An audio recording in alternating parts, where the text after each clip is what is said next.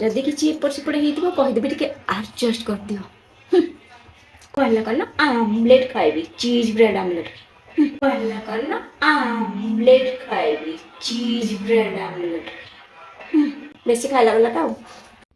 Hello everyone welcome back to my new vlog. So friends आज vlog टे आपण माने देखिकी जानी पारते चीज ब्रेड आमलेट मु आज बनैबा को जाउची।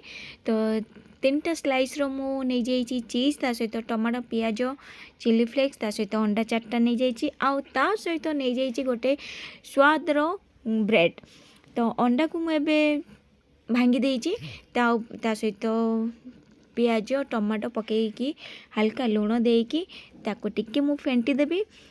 तापर मु जो रखी चिली फ्लेक्सटा मु ताको आनिके टिके ऐड कर देबी पूरा पाउचटा।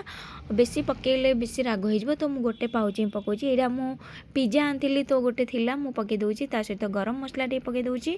एबे मु आको भल से फेंटी देबी जेमती सब गुड़ा को मिसी जीवो। मिसी गला परे मु आपण मानकु देखेबी या सहित मु कोन कोन प्रिपरेशन करची ये आग भल से मिक्स हो जाओ।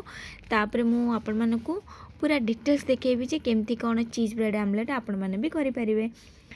तो तावा नहीं जाइए तावा रे किछि बटर लगे देइछि। बटर लगेला परे आपण माने जो ब्रेड रखी थिले से ब्रेड को हल्का दी साइड रे टिके सेकी गरम कर देबे। देखिबे जेमती ब्रेडटा बेसी किछि पोड़ी न जाए सेइत पई आपण मझरे मझरे आकू उल्टोथिबे। जदि बटर कम लगे आपण माने बटर आउ ऐड करि परिए। मु बेसी बटर दिएनी मते बटर स्मेल मते भल लागेनी सो मु बेसी बटर लगाएनी हल्का हल्का बटर देइछि।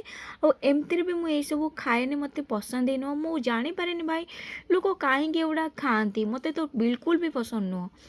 तो ये तो गरम हो जाइए गोटे गोटे साइड गरम हो जाइए। तापर जो साइडटा है आपण मैंने ताको आराम से उल्टे देवे। उल्टेला पर ये देखिए टिके हल्का हल्का पड़ी थो बेसी पड़े भल लगे कि बेसी क्रिस्पी हेले भी भल लगे।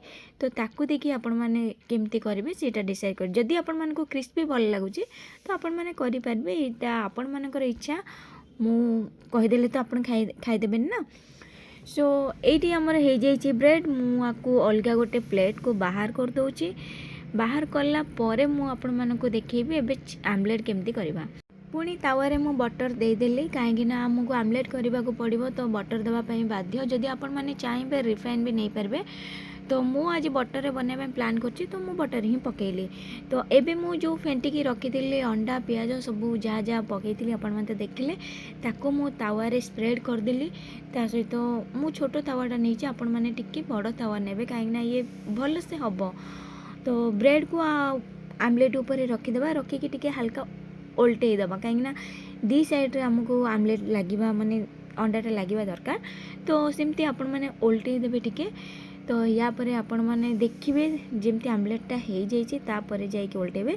तो ये उल्टेबा आगर मुझे गोटे कथा कहूँ मु जो चीज रो स्लाइस रखी 3टा ताकू मुझे ऐड कर दूची कहीं ये आपन जदि जल्दी टिके पकईदेवे तो ये टिके मेल्ट हम और टिके मेल्ट हेल्ले खाइबापी भल लगे ना गोटा गोटा रही आपण पार्टी को ये कौन करदेव। ता भीतर मु आउ टिके बटर देली मु आपण मानकु कहिछि जेहेतु मु खाइबिनी सेइते मु बटरटा अधिका दउछि। तो एटा प्रिपरेशन थिला शाश्वत पई काइना से आज मते डिमांड करथिले जे मोर आज चीज ब्रेड आमलेट खाइबार अछि। तो भाई एटा भी मोर फर्स्ट टाइम मु जानिनी कोन केमती हबो आई होप भलो हबो।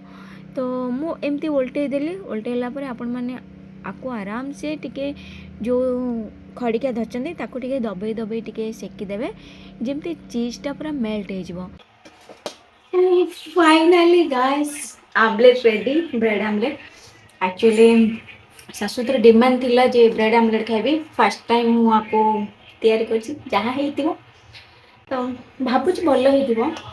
और जदि किछि एपट सेपट हेतिबो कहिदेबी टिके एडजस्ट कर दियो कहला कल आमलेट खाइबी चीज ब्रेड आमलेट बेसी खाइला वाला का। तो आमलेट केमती आपण मैंने जदि करिया चाहछन्ती एमती करंतु बट मो टिके टाइम रे करि पालिनी भल से करि पालिनी। तो आपण मैंने टिके आराम से कर देबे केमती लागुची वीडियोटा कमेंट रे मते जणाबे। Thank you so much guys.